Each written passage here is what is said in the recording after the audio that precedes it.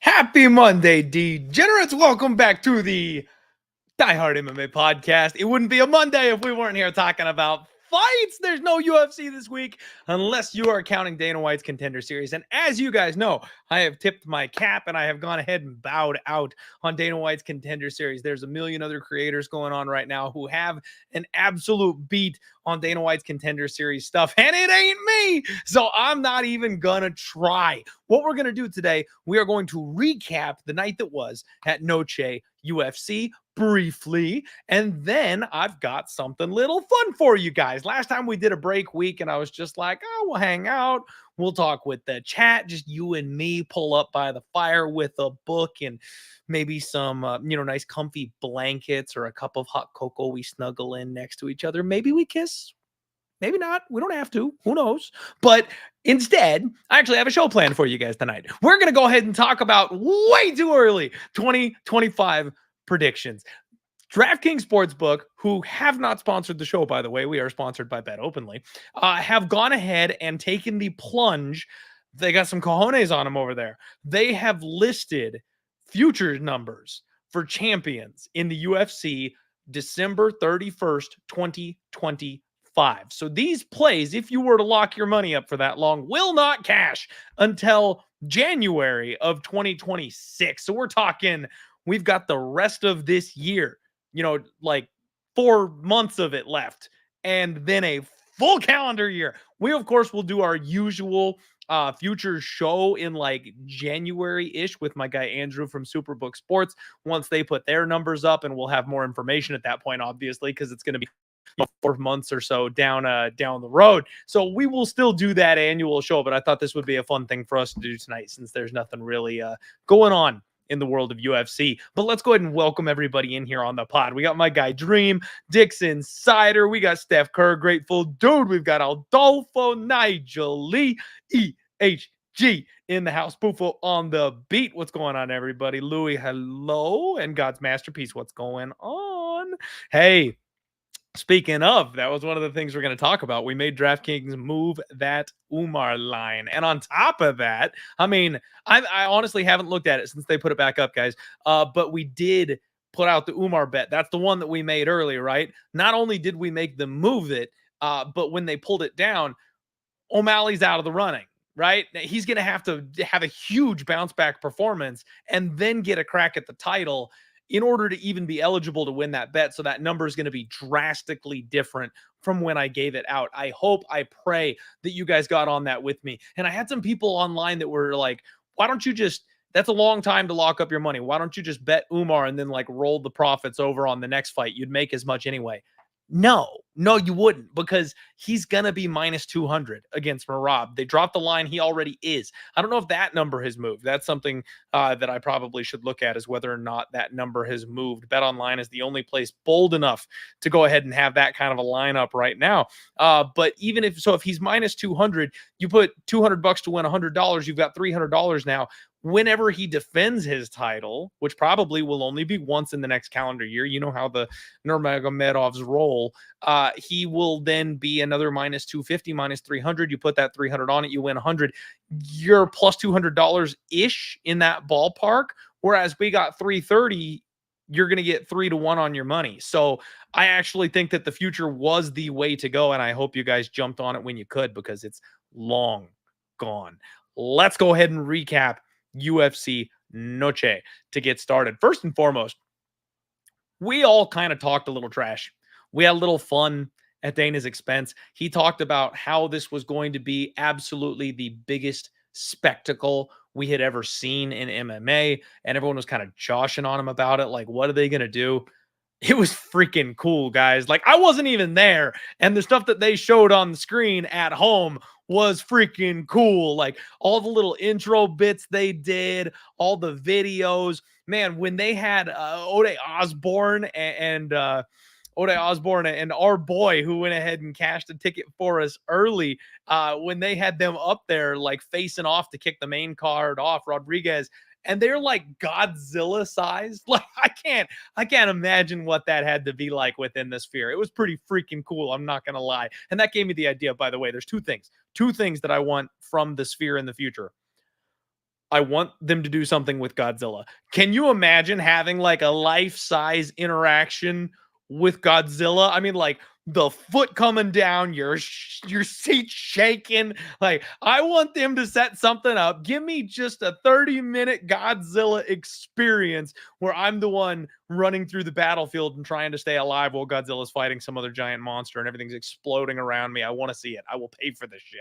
The other thing is, yes, I am an absolute nerd who grew up and fell in love with MMA.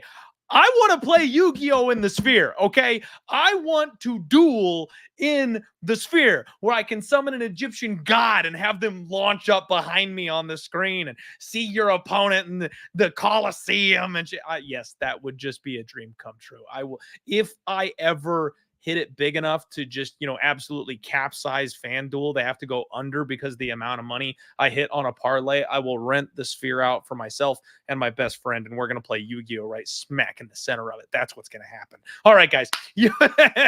So UFC Noche, the night kicks off disappointingly.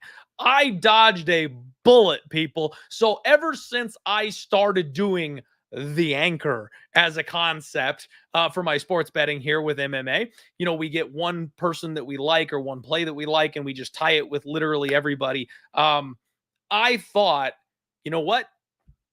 I might do a double anchor. For the first time ever, I might do a double anchor where instead of just having one anchor, we have two anchors, because that's how chalked up the price tags were. Now, we'll get to one of those legs in a minute, but I was like, you know what? That just feels like we're tempting fate, right? We are 5-0 on the anchor plays. It's a very, very important and special stat to my heart. It's like my max bets. We put piles on these one specific spots. We can't give that shit away easy. We cannot afford to lose on an anchor. Same way we can't afford to lose on a max bet, right? Like you want to make sure those things are hitting. So I don't want to tempt fate by doing a double anchor. Okay. Well, maybe Raul Rosas Jr. inside the distance is an anchor. That thing was minus 360. Huge number. They're giving him a spot where he should be able to finish a guy. They're giving him a huge grappling advantage. He's kicking off the night at the sphere. And I got cold feet at the last second. I almost used Raul Rosas Jr. inside the distance as an anchor, you guys. Honestly, it's probably just a good thing that there weren't a ton of chalky pieces on this board that I liked, because if there were, I might have done it. So I got saved not doing that, because I fully expected Rosas to find the back of Aoriqileng, TKO him if he couldn't find the sub. Like, I felt like that was a picture perfect setup fight for him to get that finish. And he just wrestled his way to a decision, which, I mean, valuable minutes. We talk about that, right? When these kids, or when these younger, newer UFC fighters, when they get off the regionals and they make it to the big stage, not all of them are going to have that huge splash where they're just knocking heads off into the front row when they make their debuts, when they get in their second, their third fights, especially if they've got their O taken. If they get that vet lesson and they lose a fight, they might come out a little more hesitant. They might come out a little slower, maybe a better game plan, accrue some time in the cage, get those minutes. And I really think that's what this was an opportunity for Rosas to fight at a high level, get minutes, make sure you can go a hard 15. And that's what he did. He managed against Aoriqileng on the feet for the most part. It was a kickboxing fight. And it looks like the kid really still has a long way to go when it comes to being on the feet, but he did enough to win the fight. And I think that was the game plan. And that's the kind of shit that, if we're in the camp, we could get privy to that information. We're not, obviously. So a lot of us, myself included, had a parlay with Rosas inside the distance, and that thing went up in smoke. And it's really a bummer. I actually I hung out at the DraftKings Sportsbook here in Arizona for the night of the fights. And I get there, and I'm just kind of scrolling through my action, and I'm going, shit. Like right before the fights kick off, the number for Rosas Jr. inside the distance went from minus 360 to minus 250. I was like, somebody knows something. That's a weird move. Like, that's a really weird move. And Rosas Jr. by decision was like plus 400. The number went under 1.5. It was minus 125 all week. It was minus 135 over 1.5 all of a sudden. This all happened like the day of the fights. And I'm just sitting there going, like, I mean, switch hats, man. Where's the tinfoil cap? I was like, it's too late. You know, the fights are literally about to start. I don't have another show coming up. There's nothing else I can do at this point. I could have tweeted out like a last minute play, but I'm not going to post like a last minute cash out. People who tailed my action, if there's anybody out there that is right now, would be freaking pissed to see that I saved my own ass, but not them because they didn't have another video to tune into or something. But I was just like, oh no. Like, yeah, I just knew, my heart sank. So Rosas gets the decision. Good for him.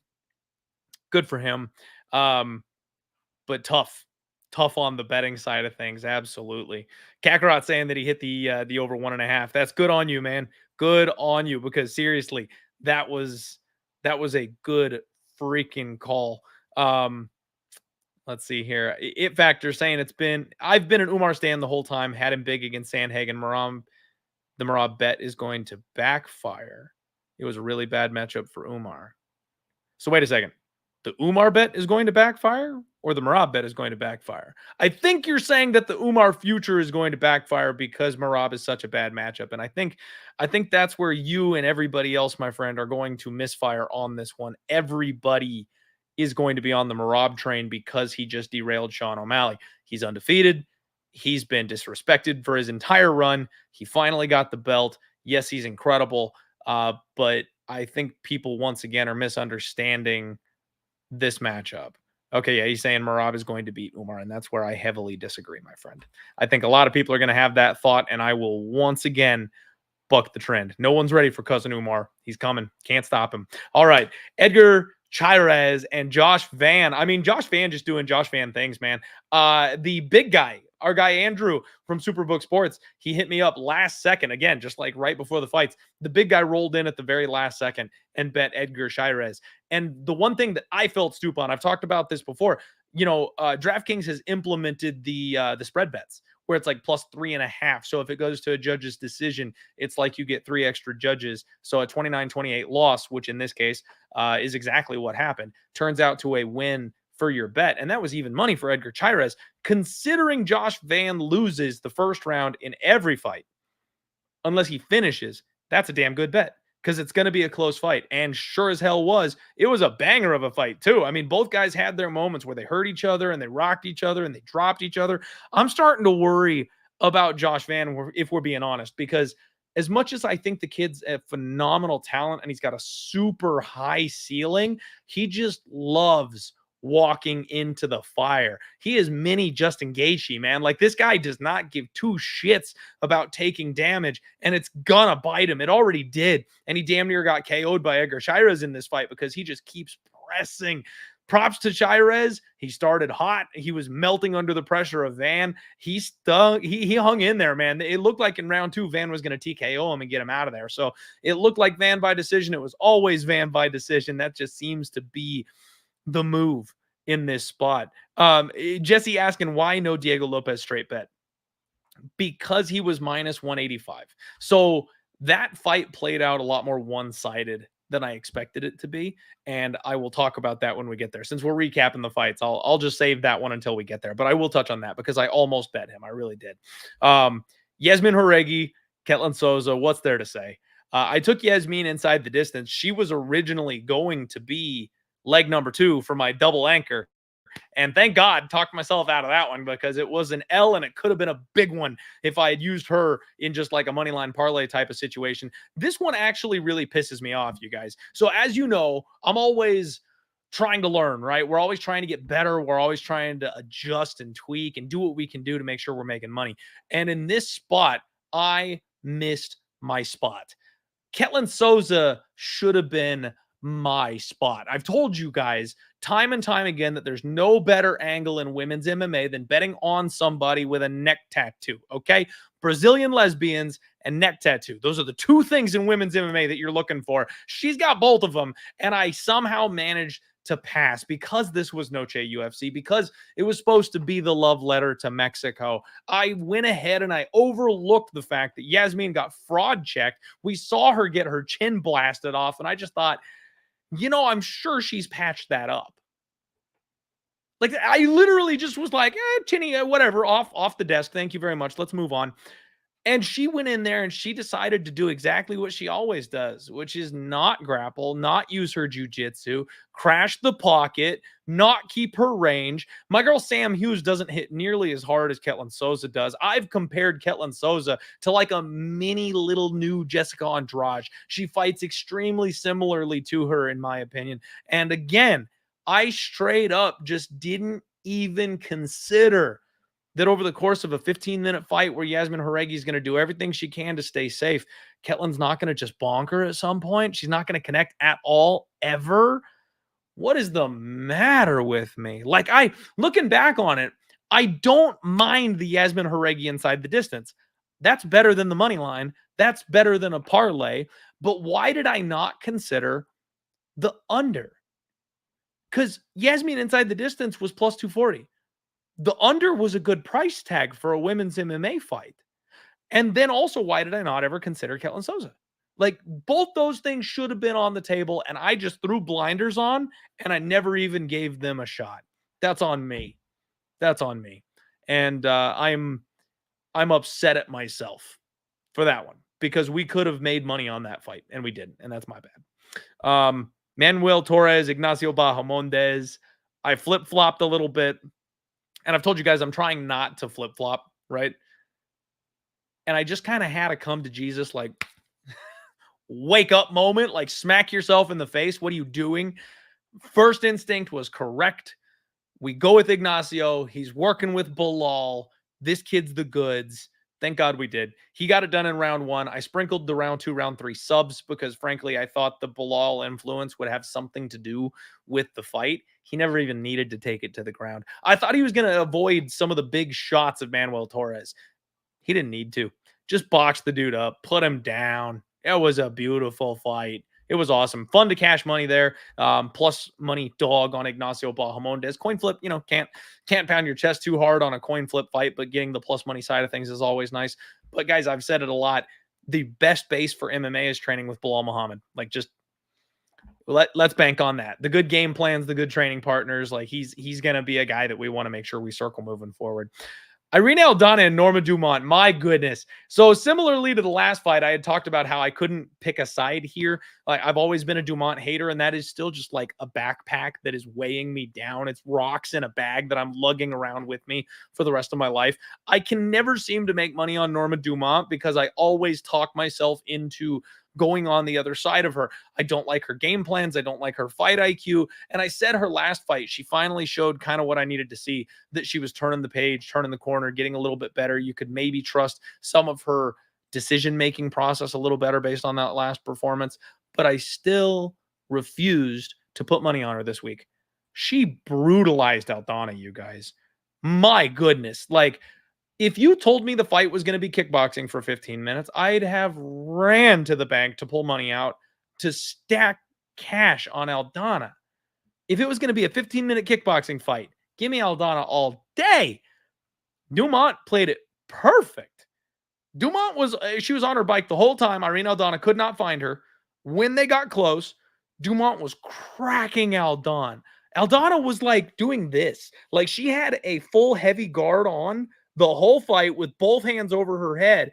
And I thought, man, none of these shots for Dumont are really getting through. This is a really impressive defense from Aldana. She's really doing a good job of mitigating something. No, she pulled her hands away and it was red. Her entire face was just busted up. I'm thinking she's absorbing damage. I'm thinking she's avoiding the worst of it. And she was getting wrecked. And then they showed that cut. Oh my Lord. Guys, Aldana looks like she survived a shark attack. I mean, it's like a 4-inch cut. You could see the things that she was thinking, because it was so deep you could see her skull in there. Gregory Rodriguez, he had like the worst cut we've seen in the UFC, and Aldana's tops his. It was open meat in the middle of her forehead. Oh my lord, if you haven't seen those photos or the video of the ref, like the doctors in there like poking it as it's like open, it looks like a documentary for like an open heart surgery patient. Like, it's disgusting. I can't believe the amount of damage she was able to achieve in just a couple of shots like she did.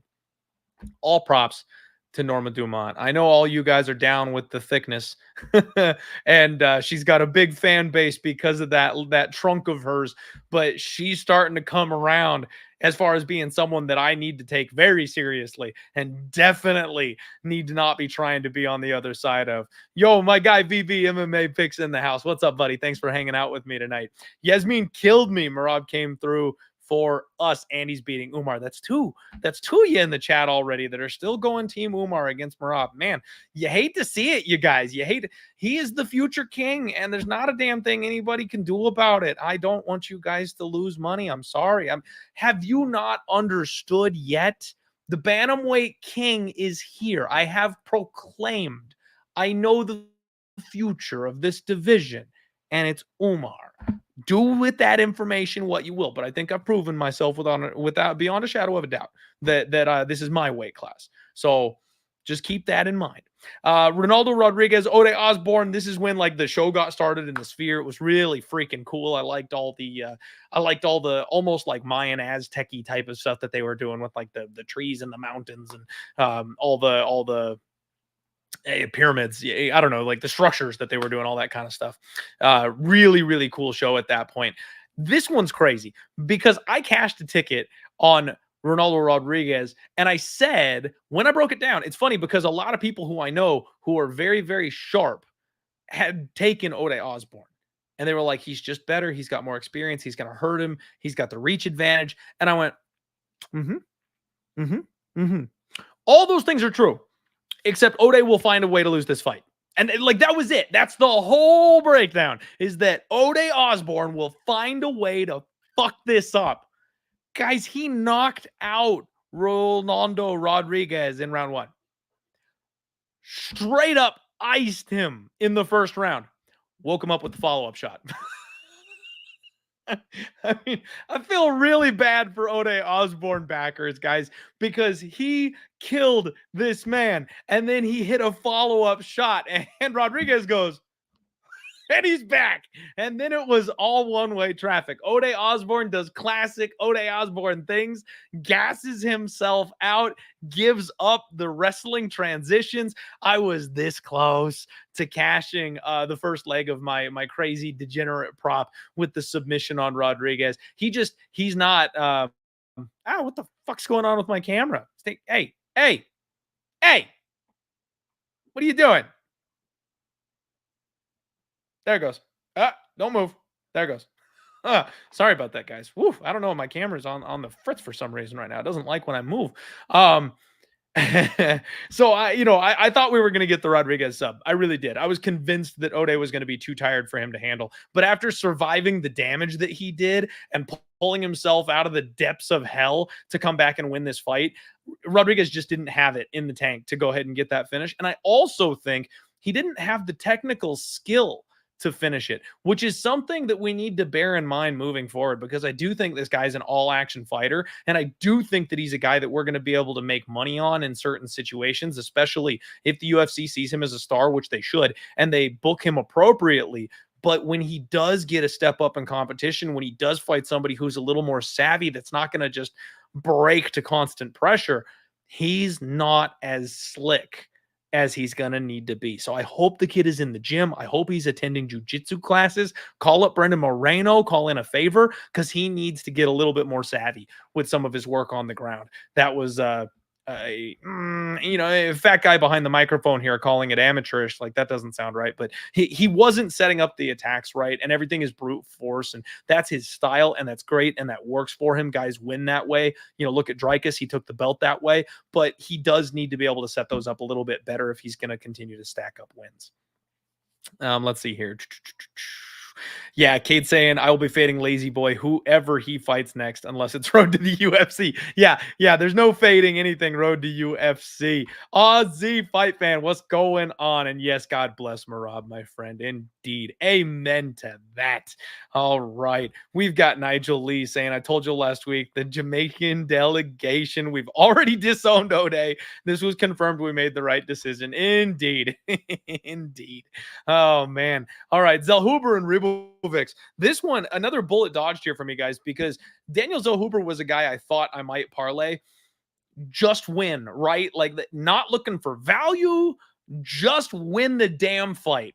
I thought Zellhuber won the first 2 rounds, I'll be honest with you. So I had it 29-28 for Zellhuber, but Ribovics, we talked about, he's a dog on a bone. He's a dog that will fight for your money. He will bite down on the mouthpiece, and he will go, and he will never stop coming forward. He's got a brick for a head, and anybody that got in on the dog here, props to you. That was the side. I'm glad I didn't bet Zellhuber, because the just win parlay would have lost, because Ribovics refused to go away in that fight. Zellhuber even started round 3 incredibly strong. He hurt Ribovics again early in that fight, and Ribovics was just like, you're not taking this fight from me. Bit down and came forward. Damn near finished Zellhuber after that. It was a wild fight, deservingly fight of the night. Excellent action from both guys. I wish I had bet Ribovics. He was my first impulse was, line is too wide, take a value shot. I'm trying to stack up some winners here, so I didn't chase the dog money on that one. You guys got in my ear, and I'm pissed. You always get to me with this kind of shit. It's when I hit this kind of like the little low skids that I'm on, where everyone's like, man, you got to stop chasing value. Just pick a winner. And that's what I did here. Thank God I didn't bet it, because I would have lost more money with that. It's not my process. It doesn't work for me. Brian Ortega and Diego Lopez up next. Guys, you were asking me about why no Diego Lopez bet. It's because the line. I broke this down a couple different times. If you were listening to my earlier shows, when the fight was originally booked, Lopez was a plus 105 underdog. The fight gets rebooked after the money comes in. He's a minus 150 favorite, and then he gets steamed all the way up to damn near minus 200. I've got too much respect for Brian Ortega. I didn't believe the fight was going to be that one-sided. I thought Diego Lopez was going to slow down in round 3. I thought round 2 was going to be more competitive and hairier. Diego Lopez is dangerous as all get out, man. The way he hurt Brian Ortega early in that fight, you could make the argument that he also woke up his opponent with a second shot. Like, that could have been like a walk-off KO if he had just landed the one shot and then stepped away. That was an impressive as hell performance. Like, I'm so high on Diego Lopez. It was Lopez or pass for me. I talked about the over 1.5. In fact, that was my parlay that I had with Raul Rosas Jr. Inside the distance. It was the parlay with the over 1.5. And I loved that over 1.5, because then I'm relying on the durability of Brian Ortega. Then I'm expecting this thing to just go a little bit deep and not have to worry about which way the decision goes, right? I got what I wanted. It played out really well for that. I would have cashed that easy. Didn't get that first leg, though. Thanks, Rosas. So that was a bummer for me, because I've been on the Diego Lopez train like forever. I picked him to win, didn't get anything on him as far as a bet goes. So very unfortunate that my parlay busted and I cashed nothing on that fight. But Diego Lopez is on a rocket ship for the title, you guys. I can't wait to see that guy fight the upper echelon of the division. It's going to happen sooner than later, and I can't wait. So Alexa Grasso and Valentina Shevchenko, this is where the night kind of slowed to a crawl. This one upset me, you guys, because I did bet Grasso. The whole handicap for the fight was, younger fighter, multiple times seeing this exact version of an aging veteran. Like, she's going to make improvements. And for some reason, instead of drilling takedown defense, she drilled arm bars all camp. What the hell, Alexa? This is where it gets so frustrating to be a gambler as opposed to being a coach or like being in the camps. I know there's 100 million things you've got to account for. Okay. I know it's like talking shit to a defensive coordinator in football. They're essentially playing war games out there. There's so many different things and cascading effects. It's not as simple as stop the run, right? Like there's so much more that goes into it. It's the same thing being a head coach for a fighter at the championship level and being ready for everything. But the one thing I would have done in this fight is stop the takedown. In round 5, Grasso finally figured out, oh, hey, I should stay on my feet, and was stuffing takedowns and trying to get her hands going. In the 5th round, okay, I know she's got some nasty submissions. I know she's comfortable off of her back. We saw in the rematch that Valentina Shevchenko was strong and had incredible top control, and she's willing to just lay on top of you. How did nobody watch that footage and go, you know what? We should just not let her take us down? Why did they not call in Ben Askren and just be like, hey, how do you stop every single takedown? Let's keep this thing in boxing range. That should have been the game plan. So I'm upset because I do think Grasso could have won that fight, but Valentina Shevchenko looked like an 8-1 favorite instead. So my ideas, my thoughts, my play all goes up in smoke, and my night comes down to one thing and one thing only. And that's the 5-unit max underdog play on Merab. And you guys, I was shaking. And when I say that, I am not exaggerating for the purpose of the show. I literally was shivering. Do you guys know how you ever get like so nervous that like you grind your teeth or your body just kind of it's almost like you're cold. Like your body starts to just kind of like convulse a little bit. I got nervous, and that doesn't happen to me often. I've been gambling long enough. These veins, I thought it was steel that was running through them, but I guess not, because I did not want to deal with the backlash of having another gigantic L. The fact that I was needing a 5-unit dog play on Merab in the main event, if he lost, that's a 10-unit swing. I'd be down another 12, 14 units on the night. And for the first time, I was going, oh God, I don't want to post that. I was like, I do not want to show my face if Merab just gets smoked in round 1. For the first 2 rounds of that fight, my jaw was clenched and I could not relax. It was terrifying. By the 3rd round, my confidence had returned and I was fluid and flowing, and I grabbed another drink and I was like, oh, it's all one-way traffic from here. Like we had gotten out of the danger zone and I was fine. But I had like damn near a gambling panic attack at the beginning of that fight because I was so nervous to be wrong in this spot. Love my boy Merab. He did exactly what we said he would. His game plan was on point. I said he would drag Sean's ass around the cage for 25 minutes. He did a lot more striking than I was expecting him to. But it was a beautiful performance from Merab. He beat up O'Malley even in some of those striking exchanges. And it's tough because I don't understand why people give him so much shit. They're like, oh, he's not exciting. He's not exciting at all. So watching Sean stand there and then miss on a wheel kick is more exciting to you? Like Sean's fought some punching bags, man. Like that's why you think he's so exciting, because it's all one-way traffic. Merab wasn't even just wrestling. Like when they got on the ground, he's beating him up. When he's got him pinned up against the cage, he's beating him up. Like he's doing stuff. It's up to Sean O'Malley to be in the fight, and he wasn't. Like Merab whooped his ass. It wasn't even close. And also, I could not believe how badly they wanted to rob Merab. Like they were looking for any reason to give Sean O'Malley rounds. That round 3 that a couple of judges scored for Sean O'Malley, bullshit. I understand stealing around with like dropping your opponent. I understand stealing around if you hurt them badly at the end of the round. Sean landed like 2 shots and the crowd screamed. What are you doing? Like, I know you're there. I know the atmosphere is intense, but Merab beat up Sean O'Malley for 4 minutes and 40 seconds. And in the final 20 seconds, Sean lands a 1-2 combo and everyone thinks that's damage and he should win the round. Get the fuck out of here.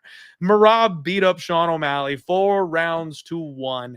I will give that Sean O'Malley obviously won that last round. In fact, he had me sweating again because when Merab was running around trying to protect his body from those front kicks, I was like, oh God, I was like, Merab, move, run. I was freaking out. Oh, but it was fun. It was fun. Oh, SD. Oh, don't even get me started.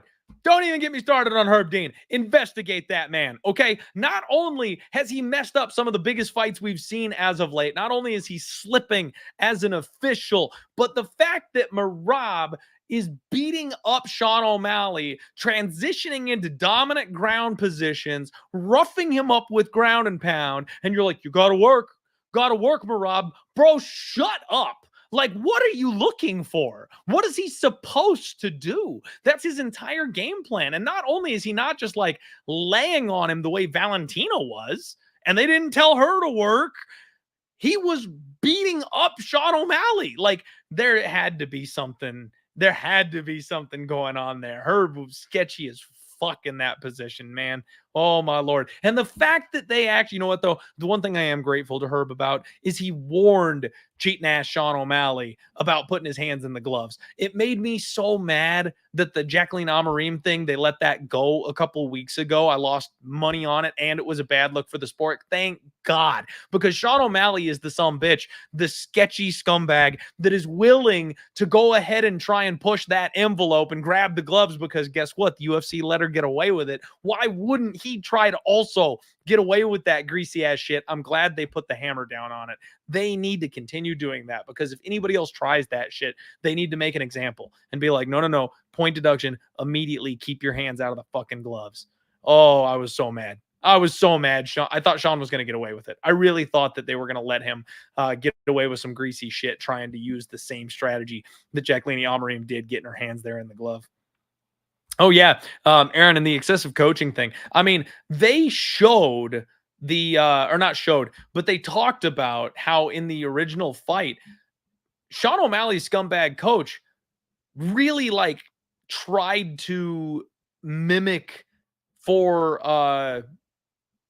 Aljo. Like he tried to coach Aljo so that they could have an advantage. And that's just some scumbag shit. I mean, I understand the whole like you're not cheating, you're not trying thing. Like you want to justify that. No. Like if you're literally trying to like give commands to the other fighter in the cage to mess them up, that's scumbag shit. Here's the thing. Draw the line. If you want to talk shit, I'm fine. You want to get in their head? I'm fine. But literally trying to like mimic their coach, that's messed up. Like you're supposed to be coaching your fighter, right? If you want to talk shit, go for it. But trying to like coach the other fighter so that you can gain an advantage, that's messed up. Absolutely messed up. And yeah, VB saying that Herb Dean is the reason why Kamaru Usman got KO'd cold. Exactly. Random ass stand up at the end of the fight for no freaking reason. And that fight changed history, right? Like what a crazy situation. And yeah, God's Masterpiece saying Tim said that he told Merab to stay patient, which again though, he shouldn't be saying shit. Like he shouldn't be telling Merab to do anything. Absolutely anything. Well, guys, so that was UFC Noche 306. We come away with a measly 1.3 units profit. Again, because of the situation I'm in currently, the bad year that I'm having, I will take it. I will gladly take it. I want any type of plus I can get my hands on right now. I wish it was bigger. Cashing in a 5-unit max bet on Merab should have been more profit for me. You know, that was the one that jumped off the page at me when the fight card got started. It's another one of those where like I'm too degenerate, guys. I have too much fun doing this. I wish I had the resiliency to go. That's the only bet that I'm making on this card. I can't seem to manage to do that, and I need to try to do that. But this show, I actually had talked with you guys beforehand. The whole point of this show is we were going to have a whole little maybe futures look at some of these lines here, right? So let's go ahead and get into that because I want to talk about this stuff with you guys. We'll see if there's anything maybe worth betting on at this point. I have already made a bet myself. I don't know that we want to get too aggressive on these, obviously, because there's lots of time left in the year, and these are for not this year, but next year. So let's get into the futures portion of the evening. Why don't we? Let's see here. Let me get this up for you guys. That way you can see it with me. All right. So, like I mentioned before, you guys know we are sponsored by Bet Openly. This is the home of fight, but we're going to go ahead and use DraftKings lines because these are not up anywhere else. So, use Bet Openly, not DraftKings. Link in the description below. But we do like DraftKings, and we use them for stuff, especially crazy long shot props and stuff like that nobody is booking. So we will look at them for futures. Obviously, men's heavyweight, end of the year, John Jones. Honestly, guys, ignore that. So this is 2025. And this is where DraftKings, you can be catching them slipping here a little bit, I think, because John Jones is retiring after he fights Stipe. I do not see a world in which he doesn't. He wants nothing to do with any of these up-and-coming young guns. He knows that. He knows he's past his expiration date. He knows he got the soft matchup in the title to get the belt wrapped around his waist in the first place. He wants nothing to do with anybody at heavyweight right now. Even if the UFC throws a bag at him, they're not going to make that fight. So John Jones minus 165 will not be here at the end of 2025. That means Tom Aspinall at plus 200 might be insane value, because if John isn't even around, then Tom probably defends one more time. He's super active. So maybe there's a chance that somebody dethrones him. Alex Pereira is interesting at plus 600, because if he does try to hop weight classes again and move up, maybe he stands a shot in that kind of a spot. But Jailton Almeida at plus 500, I still think he's incredibly overhyped, you guys. That's just me. I told you all before, one of the reasons I have a hard time betting MMA, a lot of people think things are obvious. I simply don't believe fighters are special. I refuse to believe that somebody's special until I see it with my own eyes and I've determined that they are in fact special. Conor McGregor's coming along once in a lifetime. And if you don't show me that you're Conor McGregor, I'm not going to believe that you're Conor McGregor, right? And that's why we bet against Sean O'Malley this past weekend. That's why I've lost so much money trying to fade Alex Pereira, because until you prove it to me, I don't believe that you've just got every single box checked, because so few people do. I don't think Jailton Almeida is going to be the champion of this weight class. I just don't. Now at 5-1, maybe if he gets a quick turnaround, a quick title shot, it's a skinny division, there's a chance. The one that I would be most interested, I think, here, guys, and you know me, I'm a value long shot type of guy. My guy Volkov, 20-1. So he's been on a rampage lately. Looks like he's completely figured his life out, and he's doing damage. He's got a rematch coming up with Cyril Gane. The first fight was very one-sided. Let's see what kind of tweaks and adjustments they make. Cyril Gane is off making movies. I don't know how in love with the game Cyril Gane is at this point. So that fight could go Volkov's way, and if it does, he's the number one contender. So I really think there could be some value on this number with Volkov. Rematch with Gane, wins it. You're looking at a great storyline rematch with Aspinall. Now, maybe Aspinall wins that fight, but if you've got 20-1 on Volkov, you've got an easy hedge, right? You got a very easy way to make money if you've got the future bet already locked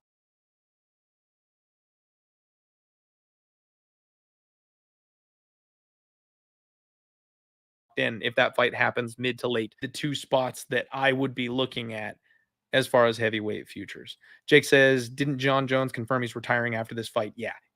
I mean, a lot of people are saying he's making, making moves. He's not committing. If they throw him a bag, maybe he'll fight one more time. He's not.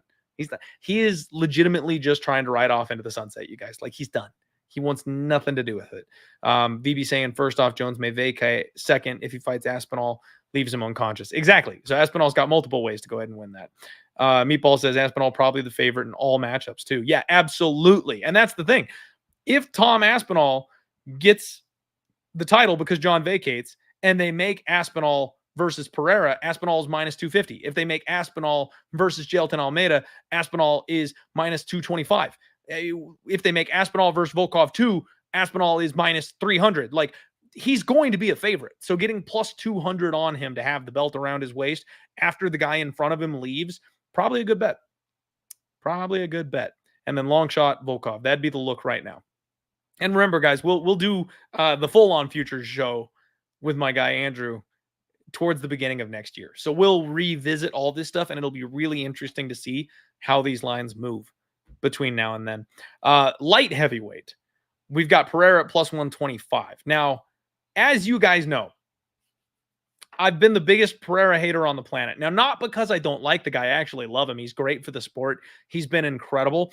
And he's surpassed absolutely everything I expected from him. I think he's a better 205er than he ever was a 185er, frankly. I think the weight cut was killing him. And those durability concerns that I had with him just don't seem to be as pronounced at 205. Also, one of the other things that I was worried about was that the power would not convert from 185 to 205. That is a big jump. If you move up in weight class, it's a lot harder to KO guys that are used to getting hit by harder punchers that are built physically for that weight class up. But he's bigger than most of his opponents at 205 still. Like he filled out that frame, and I think it helped his power. It's insane what this guy has done. So I have, full 180. I've got nothing but respect for Alex Pereira. But we do have to understand that he is old. This is his second lifelong martial arts sport career.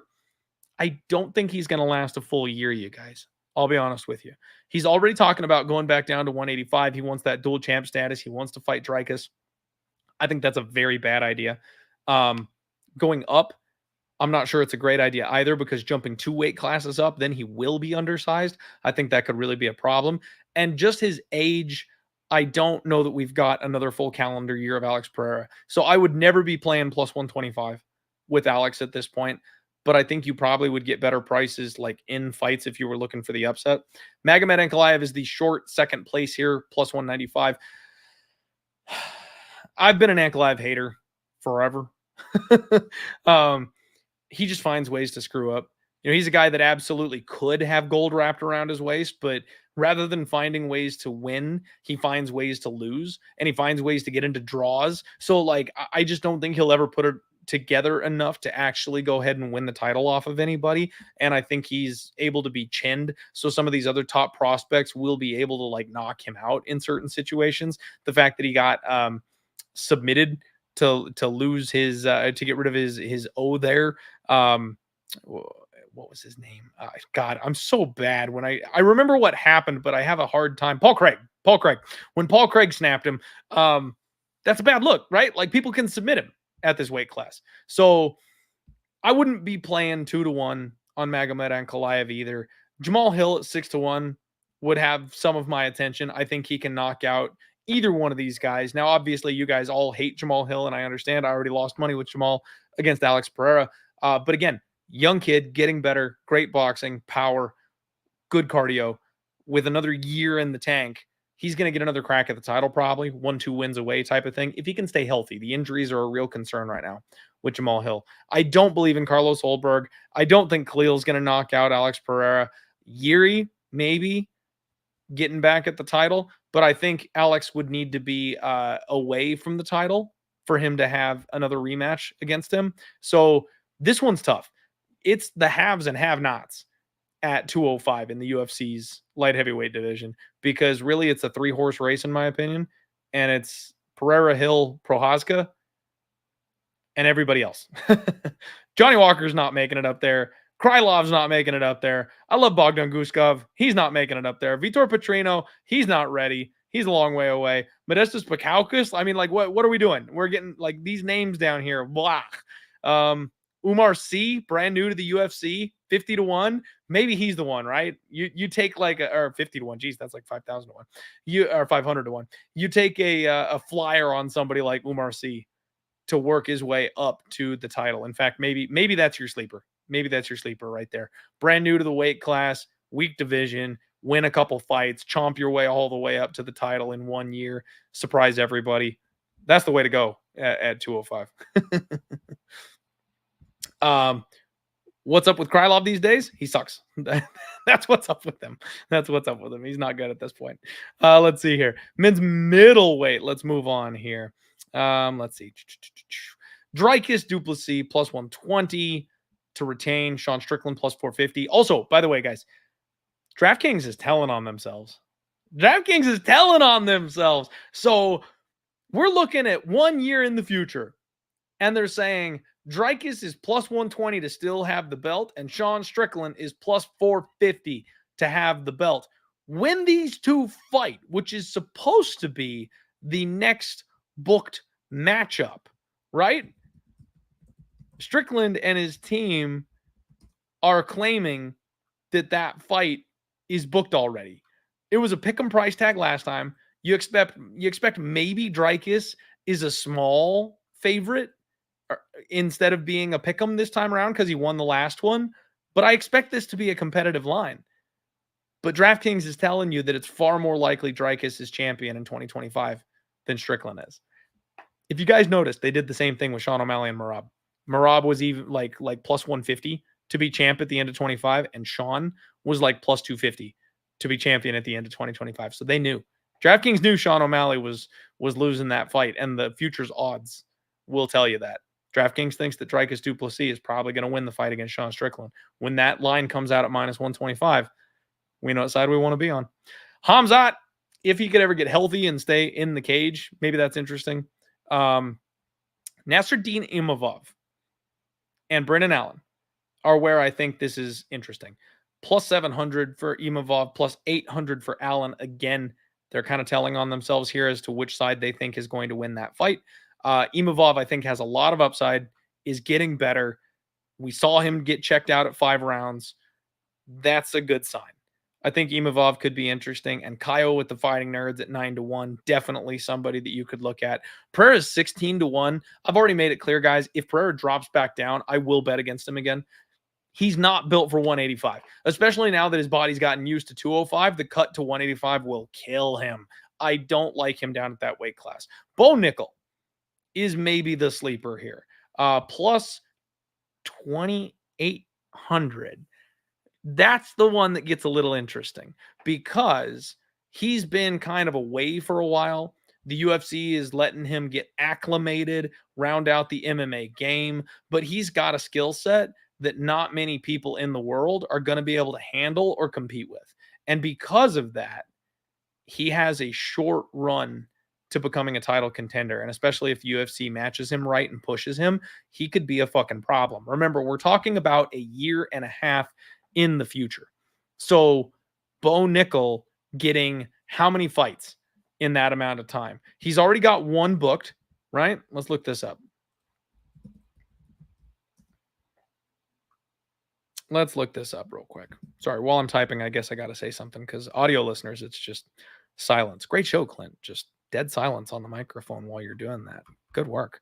Okay, 28 years old, so he's in the prime of his life, training at ATT, wins by submission. He's got a fight with Paul Craig coming up, which is a big fan favorite. He's obviously going to absolutely massacre Paul Craig in that fight, which is going to be sad to watch. But that will get him in the contender circle. So what do you think?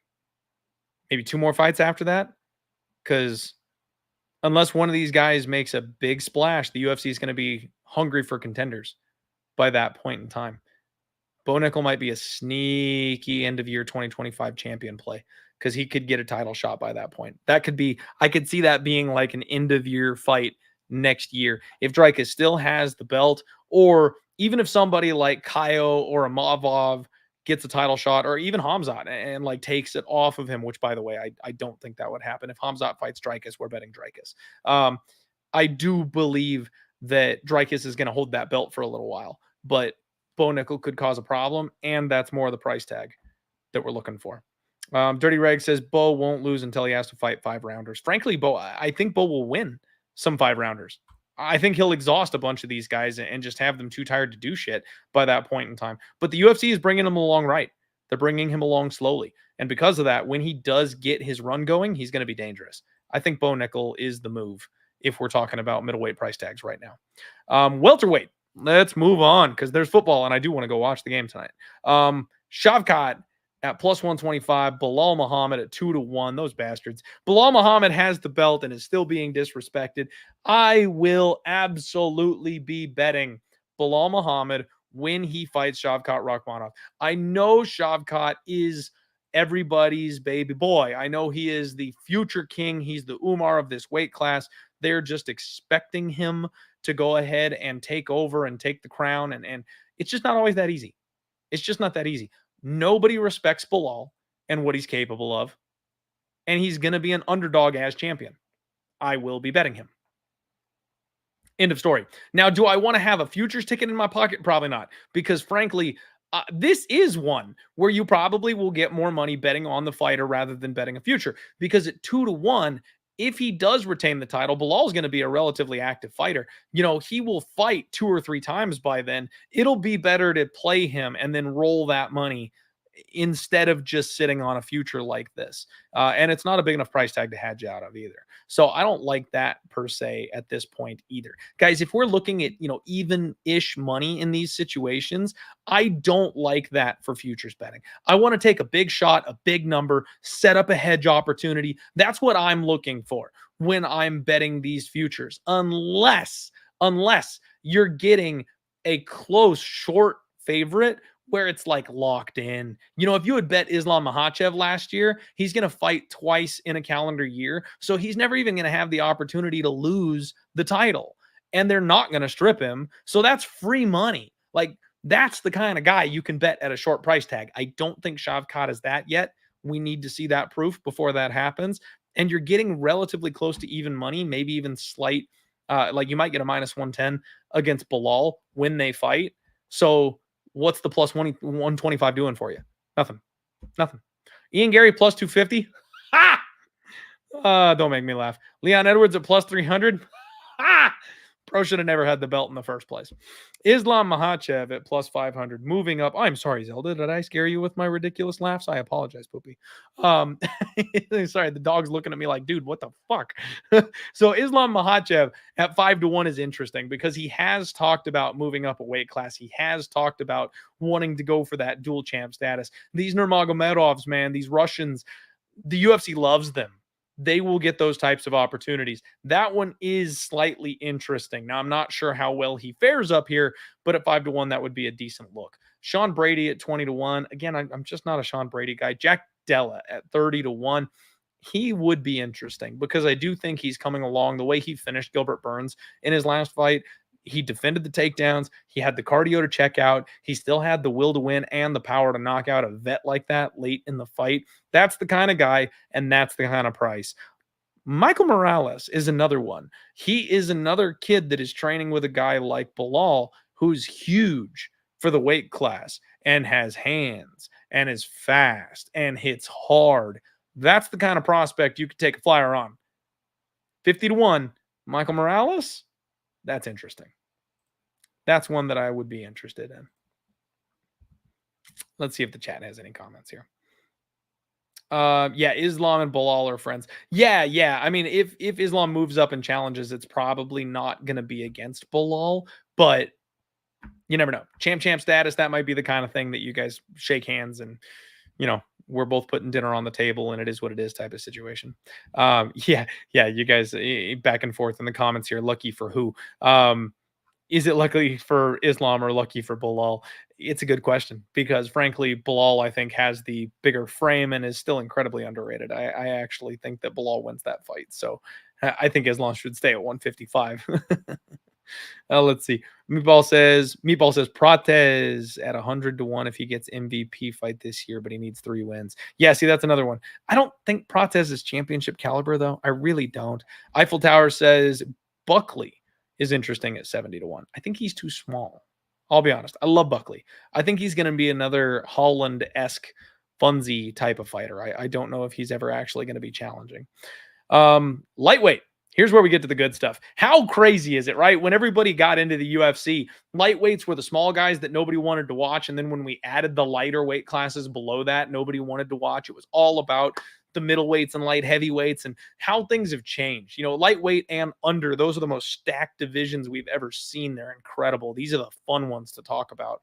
Islam Makhachev at -135. That's the kind of chalk price that we're talking about. Now, Islam's already made comments about leaving the weight class. He's already made comments about, life after fighting. So he's a guy that I'm not 1000% sold on if we're talking about a bet a year and a half in the future. I don't know that I want to tie up my money for that guy. Now, is he probably still going to be champ? Yes, probably so. But I just want a better price tag. The books are not going to give you that because obviously he probably retains his belt that entire time. But That's a long way to look into the future for a guy who's got his head elsewhere. And he was already talking about champ status and all that kind of stuff. So I'm not sure he'll be still in the lightweight division at that point. I don't know. The pick would be Islam, just like it was last year. But you've got good price tags on pretty much everybody else. Max Holloway, I don't think he's coming up, so I wouldn't take that one. Charles Oliveira, I still would love to see that rematch. At 8-1, Charlie O is the kind of guy that I would believe maybe has a shot at it. I think he had just a terrible game plan the first time around. I would love to watch them fight again. And at 8-1, that's a bet, right? But you have to bet the future, not just the single fight. So like if they fought, he won, they rematch a trilogy, he could lose that one back. I don't want to be playing that game. But Charles would be an interesting look here. For me, going back to the well at Benoit Saint-Denis, I had him at 30-1 last year, and everything broke absolutely perfectly for me, and then he fucked it up. The UFC was pushing Benoit Saint-Denis so hard. He was the flag bearer for UFC Paris. They wanted him to get a crack at the title. It was already verbally agreed to that if he had gotten by Dustin Poirier, they were going to give him a title and they were going to have him challenge at the end of the year.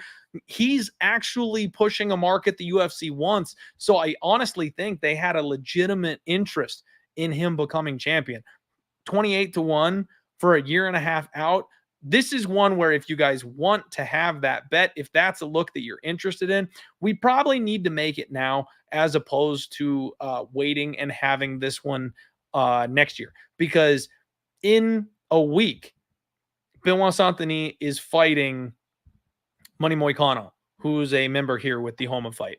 And that number will change dependent on the outcome of that fight. Now, if you think Benoit Saint-Denis is winning that fight, this number will go down because Moicano is a hype fighter right now. They will absolutely respect the fact that this guy's got some hype coming off of a win like that. So if he wins that fight, this number is going to be lower. If he loses that fight, obviously, don't worry about it. So if you're betting on Benoit Saint-Denis to win the title, this is a future that you probably move on sooner than later. Now, since we're talking about it, Money Moicano, we got to give him his props, guys. I'm going to break this one down next week for you, obviously, but I shortchanged Money Moicano. I thought this guy was going to get whopped by Turner. Now, Turner made a big error in his last fight, but you cannot question the heart and the drive of Moicano. This guy is second to none. He will continue fighting until you completely shut his lights off. And if you don't finish him, you're in for a long ass night. The dude's got skills everywhere. He is talented. And he's on a warpath right now. 50-1 for Renato Moicano. That's the type of long shot where if he, same thing, flip side of the coin, if he beats Benoit Saint-Denis, people are going to sit up and take notice. People are going to look at that and be like, oh, shit. Like, he's not just some funsy guy now. He is officially a title challenger if he gets by Benoit Saint-Denis. So that's a number, again, that you should look at sooner than later if you're interested in taking that stab. 100-1 on Chase Hooper. That's the move. My boy Chase freaking Hooper. No.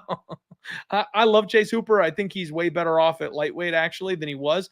But he's still string bean. He still needs to work on his defense, still needs to work on his striking. I kid. I do think he's going to be an issue, and I think the future is bright for him. But I don't think I'm ready to bet on him to be the title challenger just yet. You guys are going to hate this one. Paddy Pimblett. All right, we need to have a discussion. Paddy Pimblett at 100-1 to be UFC lightweight champion at the end of 2025. Oh, boy. Now, the UFC has been extremely careful about the way they have booked Paddy the Baddie. But he's coming off of a massive round one submission finish over a guy who was supposed to be a terrible matchup for him, and Paddy is officially ranked. Ranked fighters get title shots. If he gets maybe one more win and they put him on, like he was saying, if they put him on the Sean O'Malley warpath, this man has a very, very real chance of getting a title shot by the end of 2025. They want him. He's matched up with Barstool. They love the London market. They would love that guy to have gold wrapped around his waist. I don't know that he wins necessarily, but this is the kind of number that we're looking at. 100-1. That's such an easy hedge, guys. If he wins one more fight and he gets a title shot at 100-1, this man absolutely is worth a dime there. Absolutely is worth a penny. So take a look. Take a look. And I did see somebody in the comments say, Mick Oral Buy. I actually think that's a sneaky one too. I don't know that he's going to get the kind of push some of these other guys do, but Oral Buy is a fucking monster. People are not ready for how good this guy is. I think this number is going to change, and it's going to change dramatically. It's going to change quickly. As long as he stays healthy, I think he will climb the ranks extremely fast. And since we are looking for, again, a year and a half in the future, not 1 year in the future, but a year and a half, this guy could very well be making waves by that point. Lots of interesting numbers at lightweight. That's probably a good division to sprinkle a bunch of different long shots and see where you end up on. Men's featherweight. Ilia Topuria is the chalk here, -135.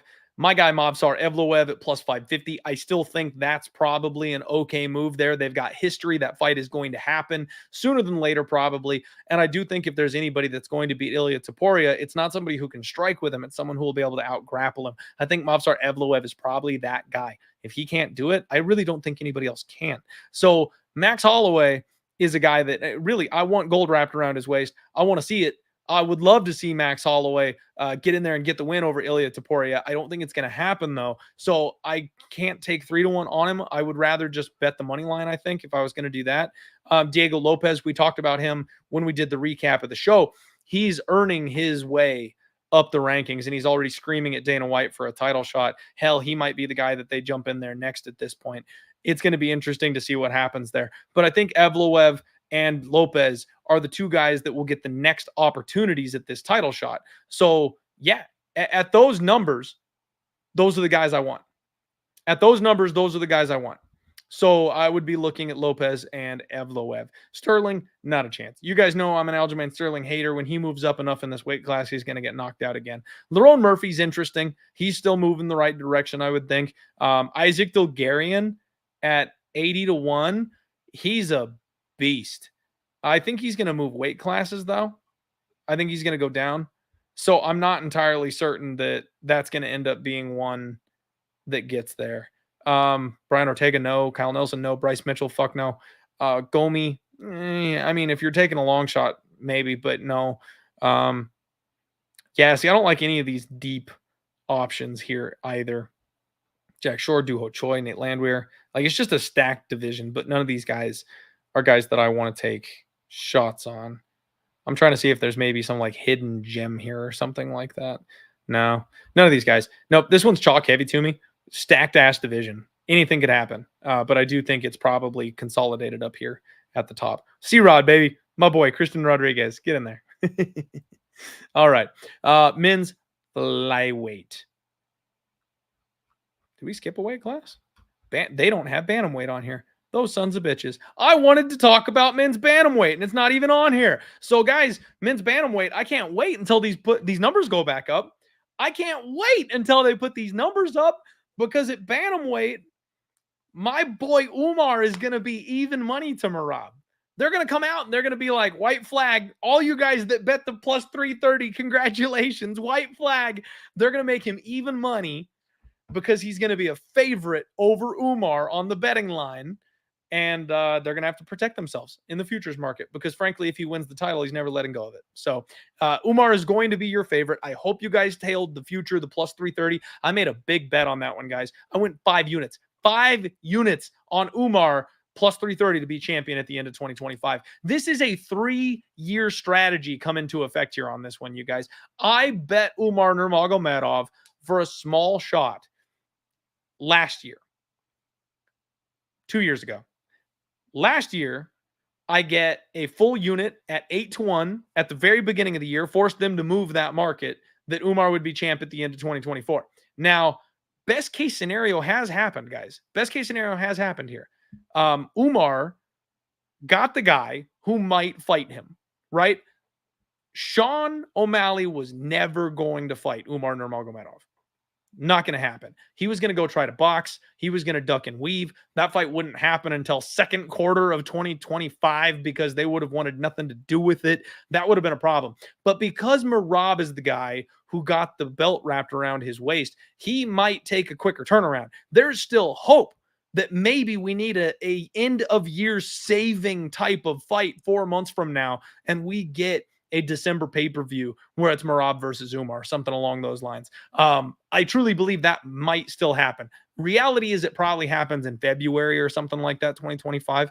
But either way, I'm loading up on the 2025 prop because I am convinced without a shadow of a doubt that this is happening. It's not a value thing. It's not a it's not a I think this is a good number thing. It's happening thing. Umar Nurmagomedov is going to be the champion of this division, and it's not if, it's when. And that win is now because he is the number one contender. I know he's not like ranked number one right now, but he has the next title shot. They're going to give it to him. And as soon as he gets gold, he's never letting it go. Here we go. Men's flyweight. So Pantoja, I've been, again, just trying to fade this guy. He keeps on finding ways to win. The older he gets, the less I like him. The UFC has made him even money in a couple of fights recently. I think a lot of people know and understand that he's not going to be the champion forever here, right? So plus 240 on Pantoja. That's the short favorite. I never am getting involved at that spot. Albazi, I'm not sold on him. Injury layoff. Yeah, I mean, he's the short price, but like, I don't see it. Plus 350. Tatsuro Taira is interesting. They again have brought this kid along the right way. He's a great grappler. He's big. He's got hands now. That might be an interesting spot. Tatsuro Taira would be interesting because by the end of next year, I think he might be ready. Kaikara France, with everything he's done recently, knocking out my boy Ursig, breaking my little heart, plus 500. Maybe he's worth a shot at this stage, right? Maybe so. I don't like Moreno to turn back the clock. To gear, I don't think is good enough. I've lost money on Manel Kopp. Can we just talk about the gross situation that I'm in right now, you guys? The whole thing where Manel Kopp and what's his biscuit got into it, and they both lost their title shots in that fight. My God, I've got future tickets on Manel Kopp and Muhammad Mokaev for 2024. And the UFC was absolutely setting up either or of them to challenge for the title before the end of the year. And the fight was so bad and so boring. And Mokaev was so annoying that the UFC went, nah, fuck you both. And I just am going to lose both. I'm in a spot where it was win-win, title eliminator. They said winner of this fight gets a title shot. And then they were like, nope, we hate you both. Manel Kopp, if he won the fight, would have got the title shot. Mokaev was so boring and frustrating that they're not giving it to him. I was so mad because I thought maybe out of spite they would still give it to Manel Kopp, but they're not going to. So I'm just dead. I'm losing both futures. I was in a perfect position, and I'm just going to lose both. Kill me. Steve Ursig at 50-1, I think, is interesting because he just challenged for the title. And frankly, guys, he was going to win that fight if he didn't make one mistake in the 5th round. So yes, he got nuked in his last fight by Kaikara France, but we're talking a whole year removed here. This kid's got title capabilities. He's got title potential. 50-1 for him to run it back. That's not crazy to me. That's a good number. That's a good number. Josh Van at 150-1. That's interesting. He takes too much damage, but besides that, it's interesting. As at Maxim, that's interesting.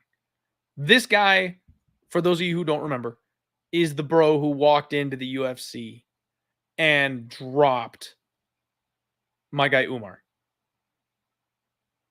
Or was that Beksat? Oh, now I'm mixing up my Russians or my people from that area of the world.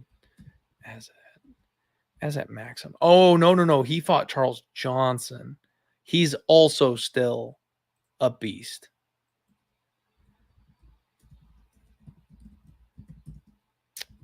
As at Maxim. Let me get that up here. So I'm mixing up my guys.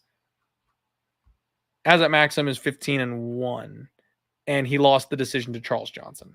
That's what happened. Okay. I think he's good. I need to see him fight again. I think he could have won that Charles Johnson fight, frankly. He gassed himself out trying to finish Charles Johnson. And if he doesn't gas himself, I think he goes on to win that fight. He's better than people are giving him credit for. I'll just say that. Ode Osborne. No. All right. That is it for the men's divisions, guys. Women's bantamweight, Kayla Harrison's obviously the chalk. Poor Raquel Pennington. Kayla Harrison hasn't even gotten a title shot yet, and she's damn near 2-1 to be the champion at the end of next year. They do not believe anybody else in this weight class is going to stand a chance. Rocky is currently the title holder, and Juliana Pena is challenging for that title very soon here. They're saying Rocky's going to go ahead and defend that title, but it doesn't matter because Kayla's going to take it. I have a hard time arguing with that. I actually think Amanda Nunes at 10-1 is the move here, guys. Nunes at 10-1 is the move, because if Kayla Harrison wins the title, she's going to want to have the baddest woman on the planet conversation. And I do actually believe that's the only thing that will pull Nunes from retirement, is a worthy opponent, somebody who she hasn't beaten already, somebody who motivates her.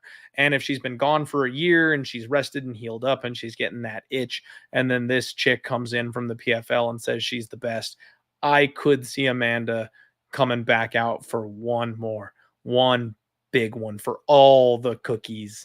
And that could be a hell of a fight. And you're never going to get that kind of a price tag on Amanda Nunes in any circumstance. If that fight gets booked, if Kayla has gold wrapped around her waist, Amanda might be a -125 favorite. You know what I mean? So like 10-1 to take a shot, like you might be burning money on fire if this situation never comes to pass. But I think Kayla wins her next fight, gets a title shot, probably wins that title. That's 2 fights. We've still got a half a year to go. What are they going to do with her then? That's absolutely what's being set up here. That's the script. 10-1 on Nunes is probably the move. Just saying. Norma Dumont at 50-1. We talked about it, you guys. We talked about it. We've got to put some respect on the name of Big Norm. What have they done to me? They've turned me into a Norma Dumont believer. At 50-1, if there was anybody in this weight class big and strong enough who hits hard enough to derail somebody like Kayla Harrison, it's probably Big Norm. And with how thin this division is, she's probably going to get a crack at it. So 50-1 on Norma Dumont is actually probably straight up value, guys, because Mayra Bueno Silva, nobody's high on her. She gasses out. I love her. I think she's dangerous as shit, but Kayla Harrison will maul this woman. She's not going to be able to last with Kayla Harrison. Aldana's done. Chase On, nobody's excited about. I think she's interesting enough, but she's not going to get a title shot. And again, Pena and Raquel Pennington, they're going to knock each other out in this, near future here. Ketlin Vieira is going to lose to Kayla Harrison. So we're looking at this middle of the road here for who gets the shot next. Well, if Nunes doesn't come out of retirement, they're going to need a body. That body probably is Norma Dumont. So 50-1 on Big Norm. That's probably value. And then you can just lay everything on Kayla Harrison when they actually book the fight. Easy hedge. Women's flyweight. Valentina Shevchenko currently has the belt. They're expecting her to retain it against Manon Fiorot. I have a hard time arguing with that. Weili Zhang moving up in weight class to fight for it at 10-1, I think is interesting because she might have interest in doing that. I think Rose is pretty well shot at this point. I don't like the 8-1. Grasso getting a rematch at this point, that's going to be a tough sell. Natalia Silva and Macy Barber is where things get interesting. A couple of young women with a lot of upside who are coming into their primes and have shown really good things. Natalia Silva especially. I think that's probably where you're looking more realistically. Tracy Cortez, maybe, if she strings together like a hell of a run at 28-1, might be something worth looking at. Guys, the one that we really need to like sit up and pay attention to here, though, and the one that I'm actually kind of serious about is Kong Wang. She just recently made her UFC debut.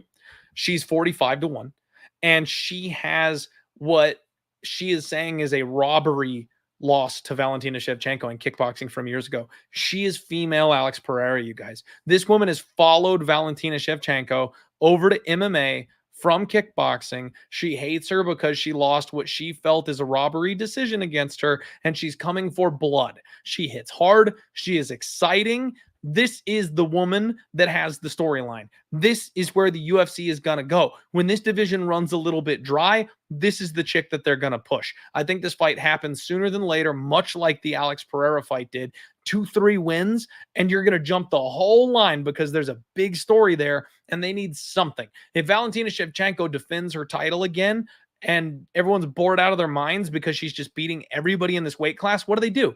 Well, they got to bring in somebody who's got a competitive fight or a win over her, right? So like that's the move. Kong Wang 45-1. That's the move. I probably am going to bet that one because that's a realistic opportunity. Strawweight. Wiley Zhang is even money.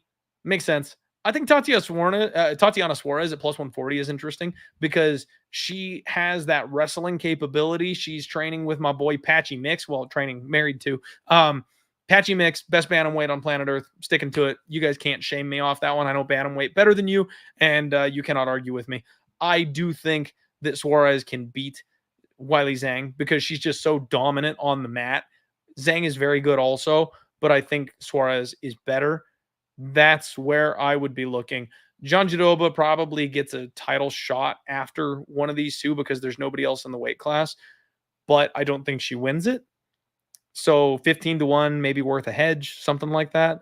Yan, I think, was a bit of a PR stunt. China versus China. You know, she got a quick stoppage win over Jessica Andrade to get that title shot. Like, I don't think she's actually going to be taking the belt.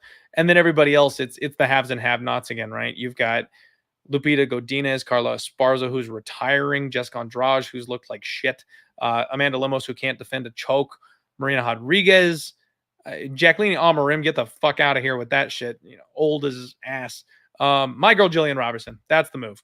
And realistically, I'm joking, but like she might actually get a title shot. Like, look at these names that are above her. She's in the rankings now, and if she wins one or two more, Jillian legitimately at this weight class might get thrown into a title shot because they're running out of bodies at this weight class. So that, you know, joking, yes, but also maybe not. Let's see here. Yasmin Lucindu, I do think is interesting at 35-1. She's a prospect that would be interesting. If Haregi had won this weekend, I would be talking about her a little bit. I think it's too early for Knudsen, but she's another prospect that they probably will like and look to push. Same thing with Dudakova, but they both have a long way to go. And yeah, that's pretty much the end of the list here, isn't it? Yeah. Puja Tomar, that's the one. They robbed everybody blind to go ahead and get her UFC win. They're gonna push her all the way to the title. No, that's the recap there for the champions, guys. Way too early. Look ahead at 2025 UFC champions. I hope you guys had some fun with that. I actually did find a couple that I might be willing to bet. It's way too soon, but a couple little sprinkles to just log away for a year. Small bets, guys, don't tie up massive portions of your bankroll, but some of those numbers will provide, you know, hedging opportunities. Like, you know, what happened with me with the Mokaev and Cape Cop situation. I should be in just the most perfect, beautiful situation ever to end the year with that one. And unfortunately, I am not going to find myself in that perfect, beautiful situation because of what transpired there. But that's the goal, right? I had 10-1 on one guy and 14-1 on the other guy. I don't care who wins. One of them gets a title shot, and I'm guaranteed money because I can hedge with the champion and make sure I've got a middle there and a big score at the end of the day. I felt real smart when I put myself in that position. So fingers crossed, we could get back to that kind of a position again. But that's the idea. That's what we're trying to do here, is put ourselves in a really, really good spot to be able to cash in a full calendar year. So unless it's something like Marab, we're not going to hit it hard, or Umar, not Marab, sorry. Unless it's something like Umar, we're not going to hit it hard. But there's a couple of things here that are worth a sprinkle. All right, guys, that'll do it for this week. There is no total takedown. There is no undefeated post-weigh-in show. For those of you who have joined the gauntlet for the big bankroll challenge where we're giving away $600 in prizes on Bet Openly. For those of you who are playing in that, I will get those numbers up in the next day or two. I apologize. It was a Monday. It was a Monday from hell. So I didn't have a whole lot of time. I haven't been able to calculate that up for you. But we will get those numbers up for you. Dana White's Contender Series tomorrow. I'm going to do as much research as I can, and I will try to get some action up if there's something that I like. Of course, I'll be posting that. Make sure you guys join the Home of Fight Discord. Please jump in there if you could. And I didn't do the sponsors section this week because there's no fights going on. I figured we'll just skip that this week. Probably shouldn't do that. But you guys know, Bet Openly, obviously, Home of Fight, you're on the channel, so you know that one as well. Make sure you check out my guy, Razor Sharp. Make sure you check out Nuke the House. If you guys want to support John Kelly and get those DFS tools, the fight odds Fight numbers. Sorry, fight numbers. Promo code DieHard on all of these, except for promo code Clint with my guy Nuke the House for a free week. You guys, he's killing it. He's absolutely killing it. I'm telling you. Football season, promo code Clint, get a free week of his service. Check it out. He's a monster. He's live right now, and I'm going to jump over and tail him for the football game that's going on right now. That's what I'm going to do.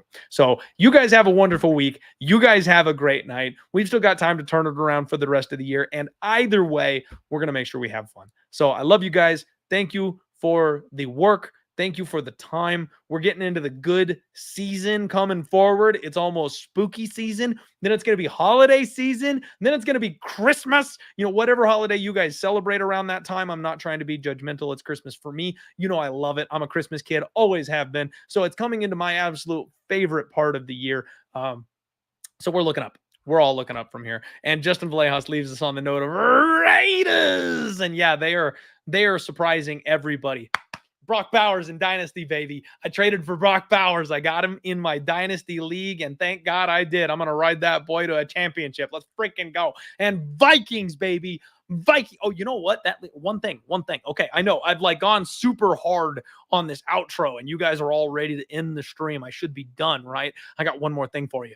I did something that I probably should have advertised week one. Honestly, I didn't think about it, and then I also, when I did think about it, I thought I might look stupid, so I didn't do it. But what I did was I ran down to my local DraftKings, and not online, obviously. Like I went brick and mortar on this one because sometimes you just got to have the ticket. You guys, having a paper ticket with a bet on it is just, it's worth its weight in gold. There's something special about it. So I ran down to my local DraftKings, and my whole family gets together for Viking Sundays, right? We watch football together. We make breakfast. We make pancakes. We make breakfast burritos. We all spend time together. And our family's gone through a lot lately. It's been about 7 months since my mother-in-law passed away. And, you know, this is always something every single week that brought us all together, was to watch the Vikings. And when I first started dating my wife, her grandparents were the ones that really started this. And they passed away a couple of years ago too. So after having these, you know, family losses that are just kind of starting to pile up at this stage of life, Viking Sundays have become sacred to me. You know, it's the thing that we do. It's what brings us together. We make it special. We laugh. We drink Fireball. We enjoy ourselves. And it's my favorite time of year. Of course, I'm a homer, and I always bet on my Vikings. I play to win the division, to win our side of the bracket, and then to win the Super Bowl. Every single year, I make those bets, which, by the way, are looking half decent this year. I got 11-1 on them to be the NFC West winners, which, based on what the other teams are doing right now, that one's got legs, and it's a much better number than what's out there right now. I'm sorry, not West, NFC North. And anyway, back to the story. So when we had week one, we're playing the Giants. I knew we were winning. I knew, and not even like, you know, home squad, homer. No. We were always beating the Giants, right? Like, it was us.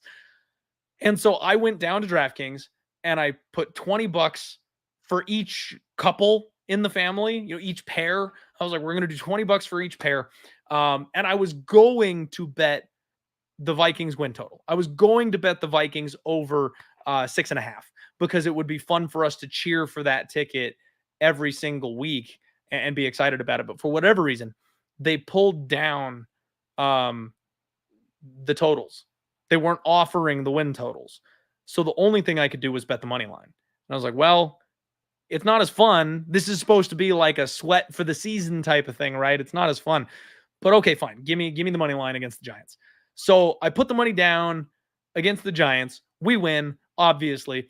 And I'm telling everybody, you know what? Like, nobody else gambles the way I do, obviously. So they're all like, here, Clint, go, you know, take the ticket, go cash the ticket. None of them want to deal with it. I'm like, all right, fine. So I'm going to go back and I'm going to cash all the tickets, and then I'll give everybody their $16.70 or whatever that we went on it or whatever. And then I'm standing there and I'm at the window and I'm going, guys, we're going to beat the 49ers. And again, not homer, we're going to beat the 49ers. Like, 6 points is way too much. And I'm like, I need to roll this over. I've never done this before.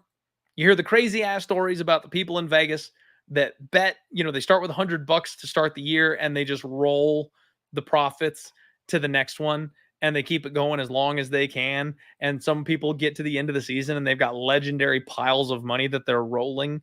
And I've never done it. I've never tried. And I was like, you know what? This could be something I do for us. This can be something I do for us. Let's throw it in. So I bet like $120. We won like 90 something. I rolled it on +6 against the 49ers. I wish I had the balls to take the money line. I called the outright upset on my personal account, not, cash at the window. I did bet the Vikings on the money line on Sunday. But I bet the +6 for the family and we cashed that one too. So I have now placed a bet that is $360-ish to pay 600 and something-ish dollars this week. And I group texted the family and we're just going to roll this thing. And I don't know what's going to happen, but I'm doing a weekly rollover challenge right now with cash. And the whole family is in on it. And the idea was it was $20 for each of them. So we're going to split the pot at the end of the day. Like, at some point, we'll probably make an executive decision to like cut it in half or something like that. I'm probably not going to make it the entire season, obviously, but we'll make it as long as we can. We'll see how far we can go. We'll see how big it gets, but it's a hell of a lot of fun. And we're making sure we're using the Vikings as part of it. So the Vikings, I think, are 2.5-point dogs to the Texans this week. And again, I actually think we're going to beat them. But we did a teaser. I talked to my father-in-law and my brother-in-law, and they weren't comfortable just going ahead and going straight on the Vikings again for a third week in a row. So we did a 6-point teaser, and we've got the Vikings +8.5 and the Saints +8. That's our rollover for $600 for this week. I'm excited. We're having a lot of fun with it. We're having a ton of fun with it right now. And as long as the Vikings keep winning, we're going to be having a good time. But it's making the year super exciting. And I really should have done like a promo and a reel, and I should have filmed myself going up to the window the first time, and I should have put it out there and told everybody that I'm doing a rollover challenge and it's on the Vikings and forget you guys. And but I forgot to. So I'm telling you guys, I'm letting you guys in on the secret. That's what's going on. And I might post something about it, especially if we win this leg. I'll probably have to do a video or something like that on Sunday and like film the family sweating it and stuff like that. It could be a lot of fun, but I hope you guys are enjoying football season as much as I am. Sorry, you guys are basically my priest, right? Like I come here for confessions and it's just me talking to you guys into the microphone. And I haven't told anybody about this, haven't posted it or made any content with it or anything. So wanted to let you guys in here on the secret, but that's it.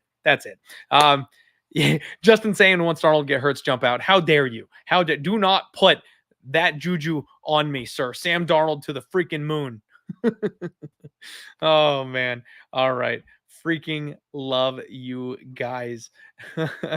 Wait a sec. Okay. Wait a second. Oh my Lord. I'm a white trash trumper? Really? Like, what the fuck? I don't even know what that is. I'm a white okay. All right. Man, coming in here freaking hot. What the fuck? Who are you? Oh, all right. Whatever. Hey, the only rule is no spam, man. So if you want to talk shit, you talk your shit. But as long as you're not spamming my chat, you're fine. I'll see you next week. Love you guys.